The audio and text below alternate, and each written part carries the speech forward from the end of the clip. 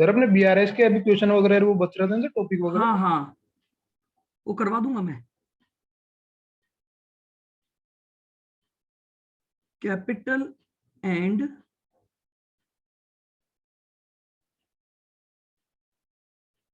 Revenue transaction.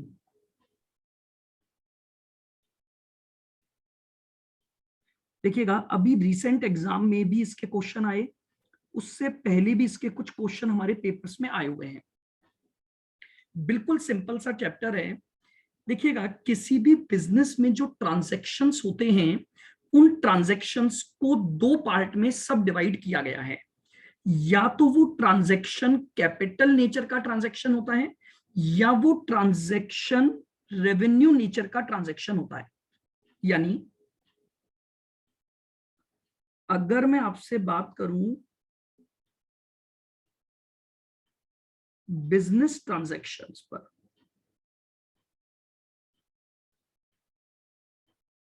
तो ये जो बिजनेस ट्रांजैक्शन है ये दो तरह के होते हैं।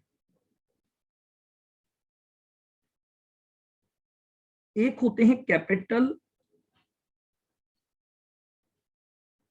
और एक होते हैं रेवेन्यू। यानी अब आपको यह समझना जरूरी है कि कौन से ट्रांजैक्शन कैपिटल ट्रांजैक्शन में आते हैं और कौन से ट्रांजैक्शन रेवेन्यू ट्रांजैक्शन में आते हैं। तो देखो, अगर मैं एक बिल्कुल बेसिक डेफिनेशन की बात करूं तो मैं क्या बोलूंगा, ऐसे ट्रांजैक्शन जिनका लॉन्ग टर्म इफेक्ट होता है, ऐसे ट्रांजैक्शन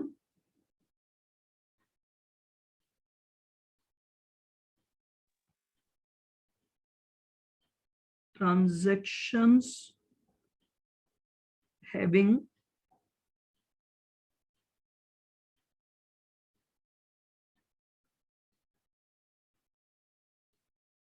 लॉन्ग टर्म इफेक्ट। और यहां क्या आ जाएगा,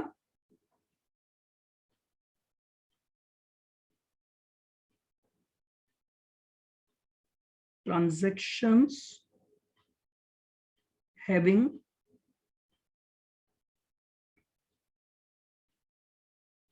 शॉर्ट टर्म इफेक्ट।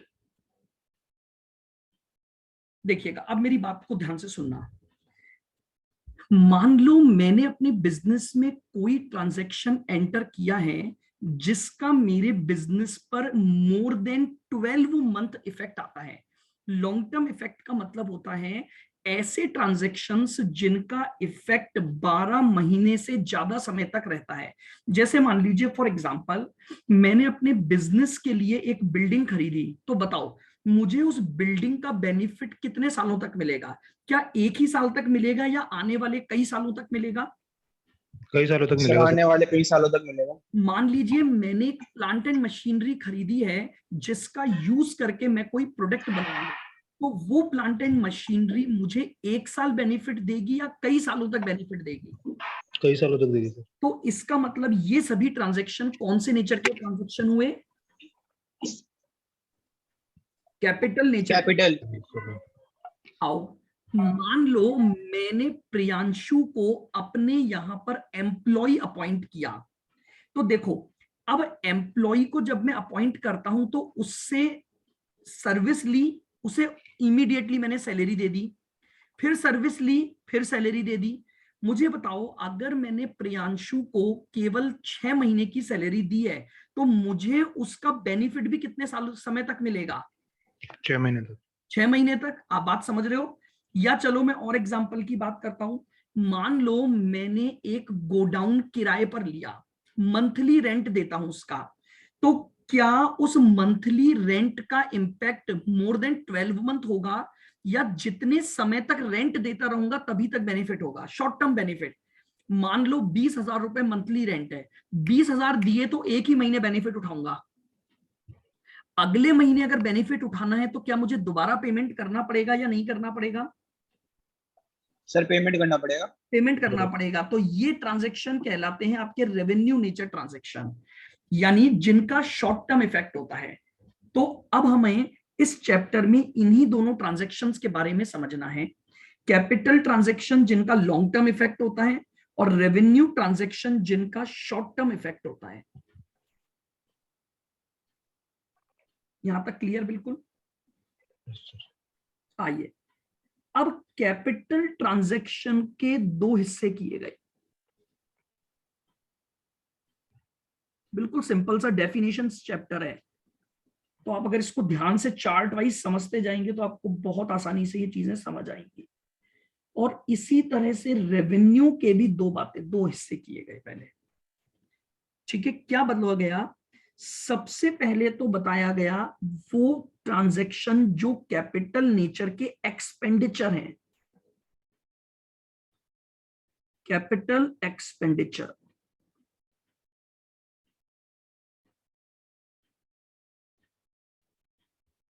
और एक आई कैपिटल रिसीट्स या इनकम।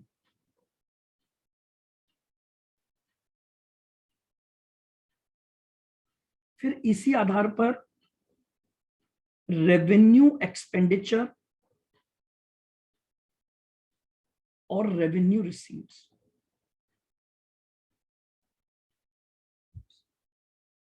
ठीक है, आइएगा, सबसे पहले अपन बात करते हैं ऐसे एक्सपेंडिचर जिनको की कैपिटल एक्सपेंडिचर बोला जाता है। तो देखो, अगर मैं एक जनरल भाषा में किसी भी ट्रांजैक्शन को समझने की बात कहूं तो मैं क्या बोलूंगा? कोई भी ऐसा एक्सपेंडिचर जिसकी वजह से कोई असेट क्रिएट हुई हो उसे हम बोलते हैं capital nature expenditure.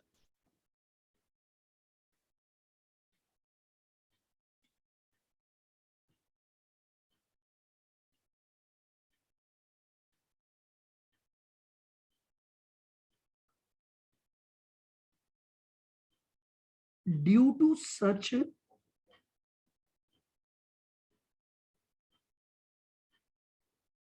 expenditure,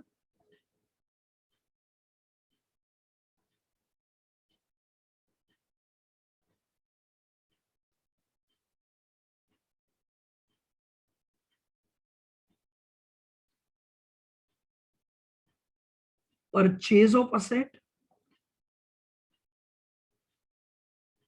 improvement,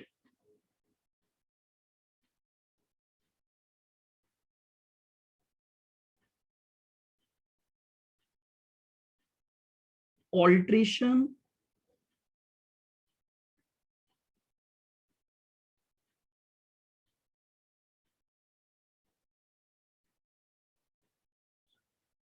समझ रहे हैं?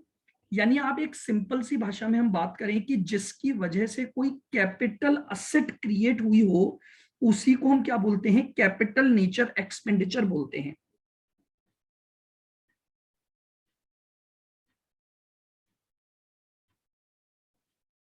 आ रही मेरी बात समझ में?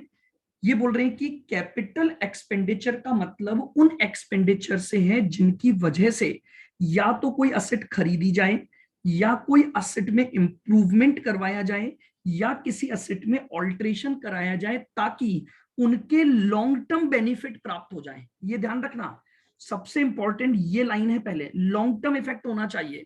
अगर मान लो मैंने असेट को इस तरह से ऑल्टर करवाया कि उसका बेनिफिट 1 साल तक मिलेगा, जैसे हम जनरल रिपेयर की बात करते हैं, क्या रिपेयर एक ही बार करवाई जाती है या रिपेयर टाइम टू टाइम करवाई जाती है किसी भी असेट पर?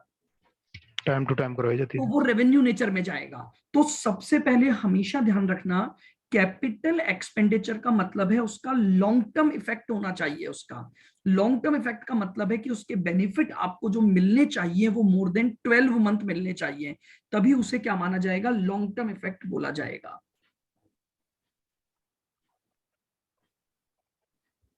रेवेन्यू, इसी के साथ पहले मैं एक्सपेंडिचर में रेवेन्यू एक्सपेंडिचर भी समझा देता हूं। जो उसके रनिंग एक्सपेंसेस हैं।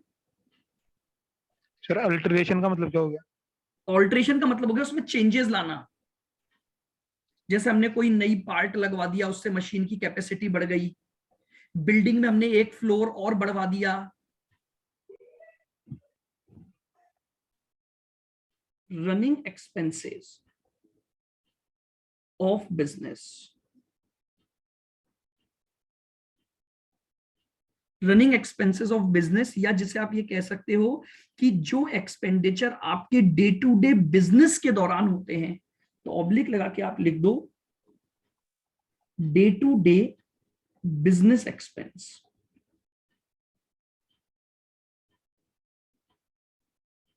सर अपन उनको सर रिकरिंग वो बोल सकते हैं खर्चे। बिल्कुल बिल्कुल, रिकरिंग खर्चे, बिल्कुल ठीक। रेवेन्यू खर्चों को रिकरिंग और कैपिटल एक्सपेंडिचर को नॉन रिकरिंग भी बोला जाता है।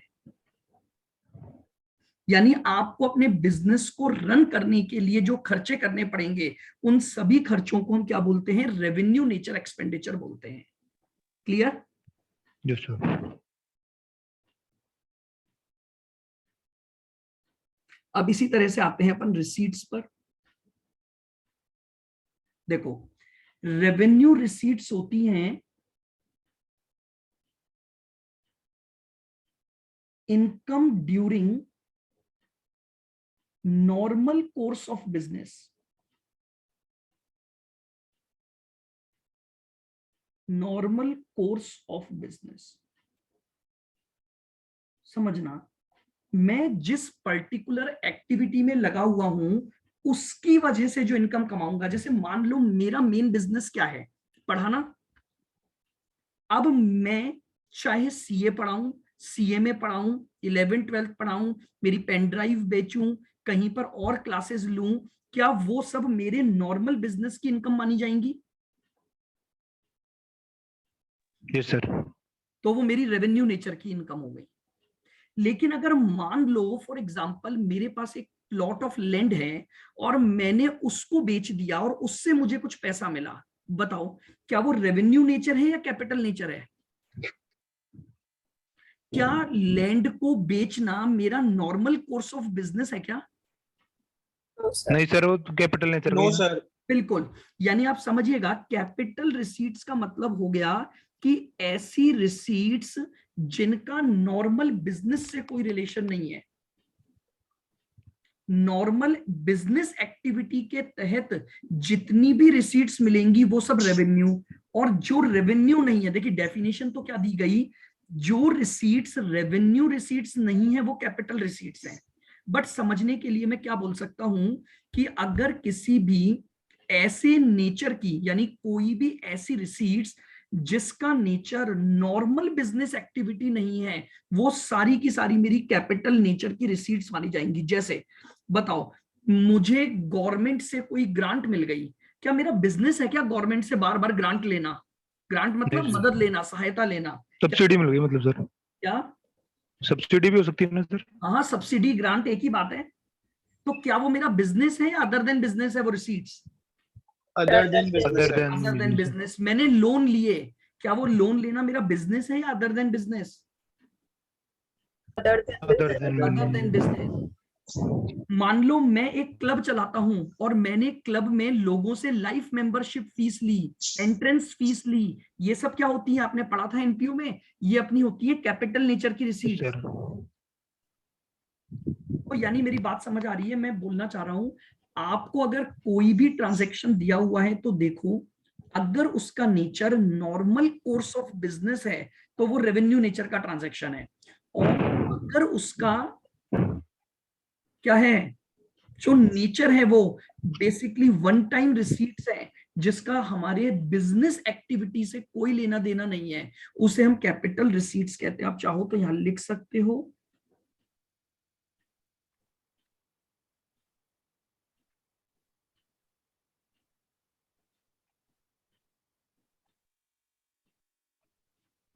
receipts which are।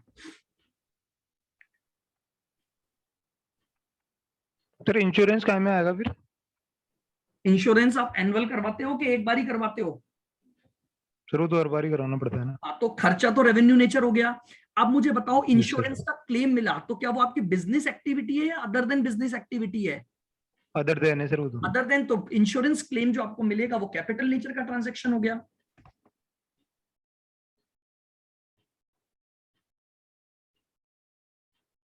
या आप और अच्छे तरीके से समझो तो मैं एक और चीज बताता हूं। रेवेन्यू रिसीट्स का मतलब होता है ऐसी रिसीट्स जो रिकरिंग नेचर में होती रहती हैं। आप बिजनेस कर रहे हो तो बार बार जनरेट होंगी। मुझे एक बात बताओ, क्या मुझे ट्यूशन फीस या बच्चों को पढ़ाने की फीस एक ही बार मिलेगी क्या? मैं जितनी बार बैच पढ़ाऊंगा मुझे बार हर बार। बार पैसे मिलेंगे कि नहीं मिलेंगे? Yes sir. तो ये रेवेन्यू रिसीट्स हो गई, ठीक है। लेकिन कोई ऐसी रिसीट्स हैं जो मान लो मुझे मिल रही हैं लेकिन एक ही बार मिलेंगी। चलो जैसे मैं आपको बताता हूं, मुझे मेरी बैंक की एफडी पर ब्याज मिल रहा है। अब ये नॉर्मल कोर्स ऑफ बिजनेस नहीं है, आप समझ रहे हो। एफडी का ब्याज मिलना नॉर्मल कोर्स ऑफ बिजनेस नहीं है। लेकिन क्या मुझे ये बताओ, मुझे एफडी का ब्याज कंटिन्यू नेचर में मिलेगा या एक ही बार मिलेगा? कंटिन्यू में मिलेगा सर। कंटिन्यू में मिलेगा। तो अगर मैंने बैंक में कोई डिपॉजिट्स करवाई तो उसका ब्याज, अब देखो रिलेशन बिजनेस से नहीं है, समझ रहे हो, लेकिन फिर भी ये रेवेन्यू नेचर है। क्यों? क्योंकि ये बार बार जनरेट होती हैं। तो ऐसा नहीं है कि आप केवल बिजनेस के उस पे सोचोगे। अच्छा जैसे मुझे बात बताओ, आपको डिस्काउंट की इनकम हो रही है, तो डिस्काउंट मान लो आपको मिल रहा है कि भाई आपने किसी भी पर्सन के लिए माल बेचा, सॉरी कमीशन बात करते हैं अपन पहले। आपने कमीशन बेसिस पर आप एजेंसी ले रखी है, आप जब जब माल बेचोगे आपको तब तब कमीशन मिलेगा कि नहीं मिलेगा? मिलेगा सर। चाहे आप बिजनेस करो चाहे मत करो, आप बिजनेस, आप तो जॉब करते हो मान लो, लेकिन आपने एक एजेंसी ले रखी है, तो जब जब आप उसका माल बेचोगे सामने वाले का, आपको क्या मिल जाएगा? Commission commission. मिलता जाएगा। तो वो रेवेन्यू नेचर है। बोलो क्लियर हुए चारों terms? Capital expenditure, revenue expenditure, capital receipts और रेवेन्यू रिसीट्स।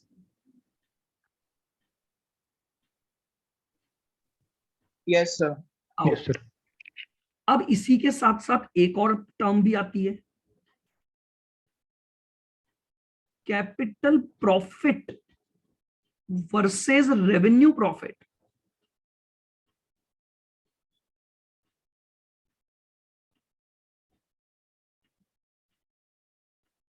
समझना, capital profit versus revenue profit, इसका मतलब क्या है?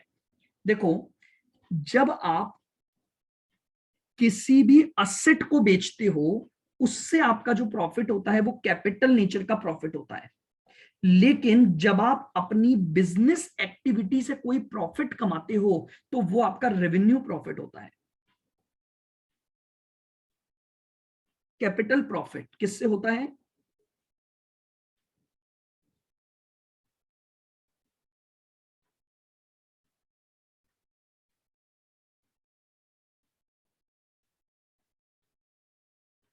Profit due to sale of asset.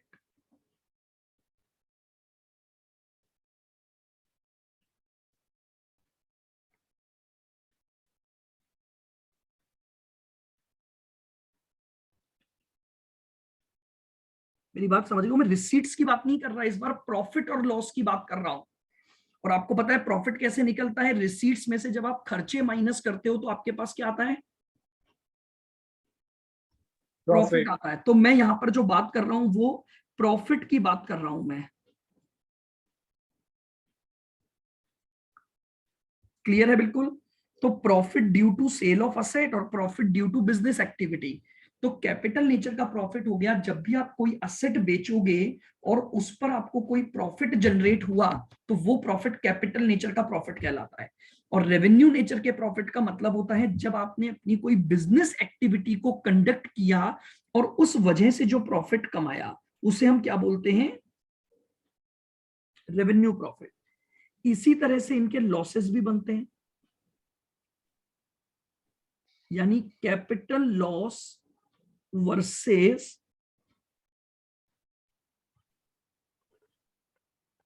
Revenue loss.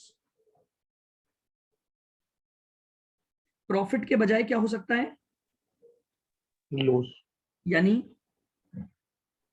Revenue loss का मतलब तो क्या हो गया? Due to business. Normal business activity. ये लीजिए, due to normal business activity की वजह से जो नुकसान होगा वो रेवेन्यू नेचर का लॉस है।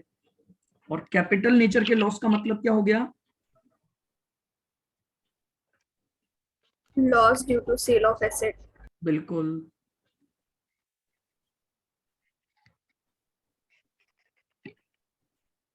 ये आपका कैपिटल नेचर का लॉस होता है।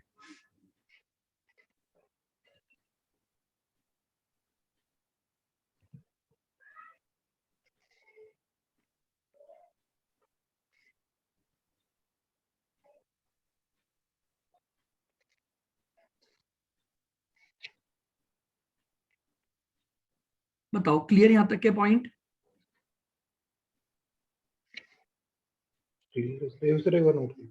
क्या बोल रहे हो? क्लियर है सर। क्लियर, बिल्कुल सिंपल सिंपल डेफिनेशंस हैं। क्वेश्चन पक्का आता है इसका एक, और आएगा भी क्या कि कोई भी एक सेंटेंस या खर्चा देकर पूछ लेगा कि भैया कैपिटल एक्सपेंडिचर है या रेवेन्यू एक्सपेंडिचर है, कैपिटल रिसीट है या रेवेन्यू रिसीट्स है। और इसके बाद एक और टॉपिक आता है जिसको हम कहते हैं डेफर्ड रेवेन्यू एक्सपेंडिचर। देखिए कौन बताएगा इसका मीनिंग? सर मैं बताऊं? हाँ जी बोलो। सर डेफर्ड रेवेन्यू एक्सपेंडिचर वो होता है अपन ने पेमेंट तो पूरा कर दिया लेकिन अपन को उसकी सर्विस धीरे धीरे टाइम टू टाइम मिलती रहती है, जैसे एडवर्टाइजिंग बेनिफिट, करते हैं अपन। उसका बेनिफिट, हाँ बिल्कुल। बेनिफिट। देखो अब मेरी बात को सुनना, सबसे पहले बात, डेफर्ड रेवेन्यू एक्सपेंडिचर। देखो पहली बात तो ये रेवेन्यू नेचर के होते हैं, कैपिटल नेचर के खर्चे नहीं होते। ये खर्चे किस नेचर के होते हैं? रेवेन्यू नेचर के ऐसे खर्चे जिनको हम डेफर करना चाह रहे हैं। डेफर करने का मतलब है उनका हमें बेनिफिट आगे के कई सालों तक मिलेगा। ऐसे खर्चों को हम बोलते हैं डेफर्ड रेवेन्यू एक्सपेंडिचर्स। जैसे देखिए मैं आपको एग्जांपल के तौर पे बताता हूं। मान लीजिए आपने अपने प्रोडक्ट या अपनी सर्विसेज को लेकर एक हैवी एडवर्टाइजमेंट कर दिया। आपने अखबारों में फ्रंट पेज पर, रेडियो पे, टेलीविजन पे, सब जगह पर अपने प्रोडक्ट का या अपनी सर्विसेज का ऐड दे दिया। अब उस एडवर्टाइजमेंट का इफेक्ट क्या लोगों के दिमाग पर एक साल ही रहता है? नहीं। आपने अगर एक बार इतना एडवर्टाइजमेंट कर दिया कि भैया आपने खर्चा तो एक साथ कर दिया, लेकिन उसका बेनिफिट आपने बड़े बड़े बैनर्स लगवा दिए, बड़े बड़े पोस्टर लगवा दिए, तो खर्चा तो हो गया। लेकिन अब जितनी बार भी लोग बाग वहां से निकलेंगे, आपका वो पोस्टर दिखेगा, आपका वो बैनर दिखेगा, तो आपको उसका बेनिफिट फ्यूचर तक मिलेगा। तो ऐसे खर्चों को बोला जाता है डेफर्ड रेवेन्यू एक्सपेंडिचर। खर्चा रेवेन्यू नेचर का है, वन टाइम खर्चा है, हमने कर दिया, लेकिन उस खर्चे के रेस्पेक्ट में जो बेनिफिट आपको मिलने वाला है, वो बेनिफिट आपको फ्यूचर के कई सालों तक मिलने वाला है। इसीलिए उस खर्चे को हम क्या बोलते हैं? डेफर्ड रेवेन्यू एक्सपेंडिचर बोलते हैं।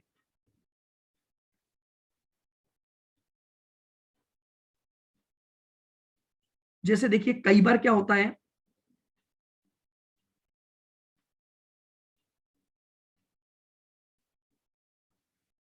कभी एक नाम सुना हुआ आपने, प्रिलिमिनरी एक्सपेंसेस। प्रिलिमिनरी एक्सपेंसेस क्या होते हैं? जो कंपनी के कॉर्पोरेशन के टाइम पे दी जाते हैं ना स्टार्टिंग जब आप में। एक बिजनेस को स्टार्ट करते हो ना, तो कई सारे खर्चे आपको करने पड़ते हैं। मार्केट सर्वे करवाना पड़ता है, भाई आप जिस प्रोडक्ट को लॉन्च करने जा रहे हो वो बिकेगा कि नहीं बिकेगा, इस बात का सर्वे होता है। ठीक है, इस बात की पूरी आप डिटेल नॉलेज लेते हो, तो बहुत सारा खर्चा होता है। लोगों को अपॉइंट करते हो सर्वे करने के लिए, तो उनको सैलरी देना, उनके अलाउंसेस देना, ट्रेवलिंग के खर्चे देना, तो ये खर्चे बहुत बड़े होते हैं। लेकिन क्या इनका बेनिफिट बस उसी समय मिलेगा? नहीं, इसका बेनिफिट आपको बहुत लंबे समय तक मिलता है। तो इसीलिए ऐसे खर्चों को क्या बोला जाता है? डेफर्ड रेवेन्यू एक्सपेंडिचर बोला जाता है। लेकिन अब यहां पर जाकर एक समस्या आती है। देखो क्या होता है, जो भी डेफर्ड रेवेन्यू एक्सपेंडिचर है ना, अभी तक तो आप ये पढ़ते आए हो कि जितने भी ये खर्चे हैं इनको आप कैपिटलाइज करते हो और बैलेंस शीट में दिखाते हो। Yes sir. लेकिन अब क्या हुआ, एक अकाउंटिंग स्टैंडर्ड आ गया, अकाउंटिंग स्टैंडर्ड 26। उस अकाउंटिंग स्टैंडर्ड 26 ने क्या बोला कि अब डेफर्ड रेवेन्यू कुछ नहीं होता। आपने रेवेन्यू नेचर का खर्चा किया, भले ही बेनिफिट कितने सालों तक भी मिले, लेकिन आपको उसको इमीडिएटली रेवेन्यू नेचर ही मानना चाहिए। ये एक बहुत बड़ी समस्या आ गई है। अब समस्या क्या आ गई वो सुनना। देखो प्रॉब्लम ये है कि हमारी बुक्स तो अभी भी ये बोलती हैं कि डेफर्ड रेवेन्यू एक्सपेंडिचर को हम बैलेंस शीट में दिखाते हैं और धीरे धीरे उसे कुछ सालों में राइट ऑफ करते हैं। लेकिन अकाउंटिंग स्टैंडर्ड 26 बोलता है, बोले ऐसा कोई खर्चा होता ही नहीं है डेफर्ड रेवेन्यू। अगर वो या तो खर्चा रेवेन्यू है या कैपिटल है। अगर वो रेवेन्यू है, भले ही आपको उसका बेनिफिट आगे के कई सालों तक मिले, तो भी आपको उसे अब एस 26 अकाउंटिंग स्टैंडर्ड 26 की वजह से उसे क्या मानना है, रेवेन्यू नेचर मानना है। तो अब अगर मान लीजिए आपके पास एग्जाम में कोई क्वेश्चन आता है, तो आपको ये ध्यान रखना है कि अब एस 26 की वजह से जितने भी डेफर्ड रेवेन्यू एक्सपेंडिचर हुआ करते थे, जैसे preliminary expenses, share issue expenses, heavy advertisement expenses, heavy repair, जिनको बचपन में आपकी मैम और आपके सर बोलते थे कि भाई ये डेफर्ड रेवेन्यू है और इनको अपन बैलेंस शीट में दिखाएंगे, लेकिन अब एस 26 के आने की वजह से इनको कहां दिखाया जाता है, रेवेन्यू नेचर के खर्चों में दिखाया जाता है। तो बताओ कितने टॉपिक हो गए इसमें, बस यही चैप्टर था ये कैपिटल एक्सपेंडिचर। पहले तो बताओ, बिजनेस ट्रांजैक्शन दो तरह के होते हैं, एक तो कैपिटल ट्रांजैक्शन और एक रेवेन्यू। अब कैपिटल ट्रांजैक्शन में दो तरह के हैं, कैपिटल एक्सपेंडिचर और कैपिटल रिसीट्स। सबसे पहले मुझे बताओ कैपिटल एक्सपेंडिचर को कैसे डिफाइन करोगे। कोई भी ट्रांजैक्शन जिसका बेनिफिट आपको लॉन्ग टर्म, बिल्कुल, उसे हम बोलेंगे कैपिटल। और रेवेन्यू किसे बोलोगे, किसी भी खर्चे का मतलब शॉर्ट टर्म तक फायदा मिले, हाँ, जिसका benefit short term effect, short term मिलेगा, बिल्कुल।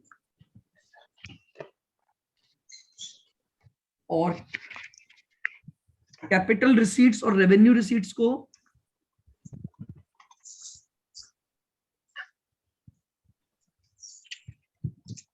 Sir capital receives which are not related to business और रेवेन्यू रिसीव्स अपने related to during normal course of business. और साथ ही साथ एक और चीज भी ध्यान रखना, रिकरिंग नेचर और नॉन रिकरिंग नेचर, है ना। केवल बिजनेस नहीं, बिजनेस तो है ही, साथ में अदर देन बिजनेस जो कि रिकरिंग नेचर की है। जैसे मैंने आपको एग्जांपल दिया बैंक इंटरेस्ट का, कि अगर आपने कोई एफडी करवाई तो उस एफडी पर आपको जो ब्याज मिलेगा वो आपकी बिजनेस एक्टिविटी तो नहीं है, लेकिन आपको रेगुलर बेसिस पर मिलेगा कि नहीं मिलेगा। यस सर, तो वो टाइम भी टू टाइम मिलेगा सर। बिल्कुल, तो वो भी यहाँ पर आपका कवर होगा।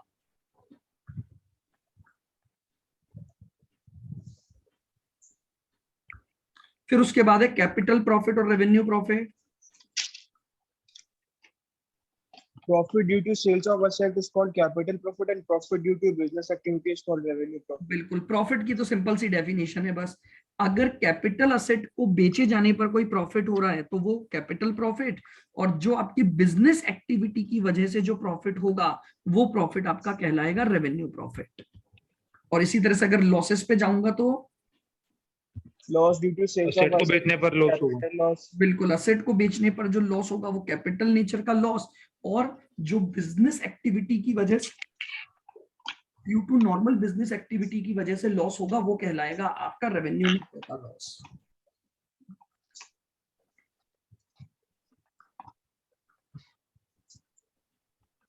सर हाँ जी बोलो। सर ये अकाउंटिंग स्टैंडर्ड सबके अलग अलग, मतलब सबके अलग अलग, उनके अलग अलग बातें हैं क्या सर? बिल्कुल बिल्कुल, इसका भी एक क्वेश्चन आ सकता है। आपकी एक लिस्ट है आपके मॉड्यूल में जिसमें आपको उनके नाम याद होने चाहिए।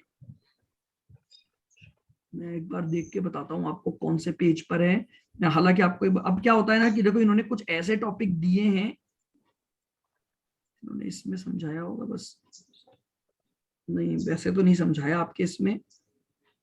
काउंटिंग डेफिनेशंस हैं,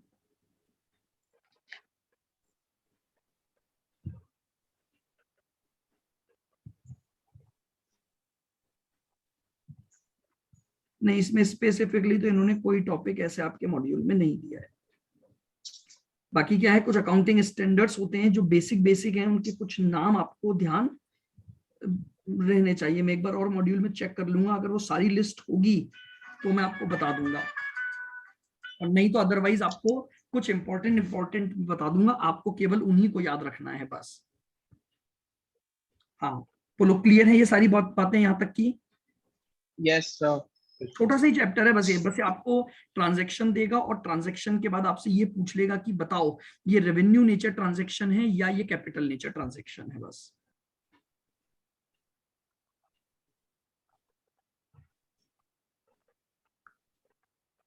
अब आपके पास इसके कुछ क्वेश्चंस हैं।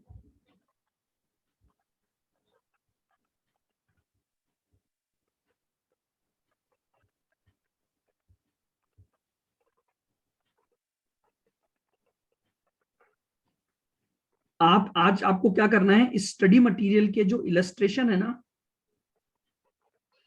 1 से लेकर और 9 इलस्ट्रेशन है आपके इसमें, उसमें वही किया है इन्होंने, एक सेंटेंस दिया है और ये पूछा है कि भाई आपको ये बताना है कि ये कैपिटल नेचर का ट्रांजैक्शन है या रेवेन्यू नेचर का ट्रांजैक्शन है। तो ये सारे इलस्ट्रेशन आज करने हैं आपको, कल हम इसके क्वेश्चन करेंगे और हमारा ये चैप्टर कंप्लीट, एंड देन हम सीधे इमीडिएटली कॉस्ट अकाउंटिंग पर शिफ्ट हो जाएंगे। अगर आपको ये सारे क्वेश्चन समझ आ गए तो हम कल ही अपना कॉस्ट अकाउंटिंग का पार्ट स्टार्ट कर देंगे। Okay sir. ठीक है ना। और आपके ना जिनके कुछ पुराने चैप्टर बचे हुए हैं, तो एक बार है ना आज वो मुझे ना देखकर, जिसके कोई भी टॉपिक बचे हुए हैं, मुझे एक बार पर्सनल मैसेज कर देना, ताकि मैं आपको एक बार उनमें से कुछ टॉपिक का एक रिकॉर्डेड लेक्चर का लिंक भेज दूंगा, ताकि एक बार आप थोड़ा थोड़ा उसको पढ़ना स्टार्ट कर देंगे, ताकि अब मैं आपके जो टेस्ट लूंगा तो चैप्टर वाइज उस तरह से अपन उसको करते जाएंगे।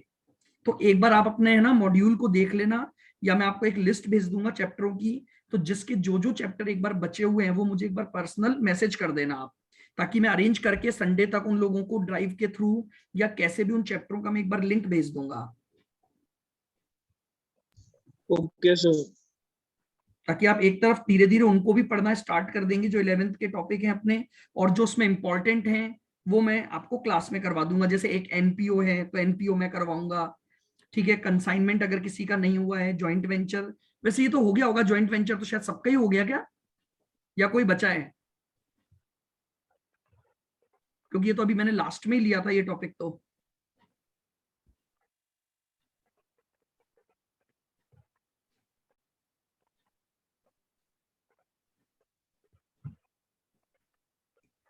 आप एक बार देख के आप मुझे आज बता देना।